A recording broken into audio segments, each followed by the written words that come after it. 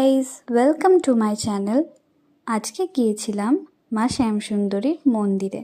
অনেক দিন ধরে যাব ভাবছিলাম, কিন্তু যাওয়াই হচ্ছিল না।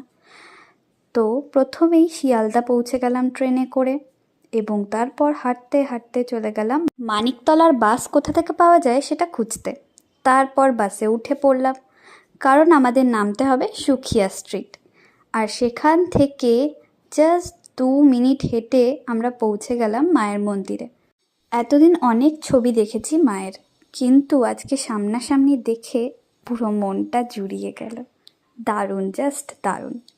আমি আর আমার ফ্রেন্ড মিলে গেছিলাম, তো ও ছবি তুলছিল, আমিও ছবি তুলে নিয়েছিলাম। এখানে পুজো শুরু হয়েছিল। সেদিন কোনো কারণে পুজো শুরু হতে অনেকটা দেরি হয়েছিল, তবে আমরা অঞ্জলি টঞ্জলি দিয়ে তাড়াতাড়ি করে বাসে উঠে পড়লাম। তারপর ট্রেনে করে সিধা বাড়ি। আজকে এখানেই শেষ, টাটা।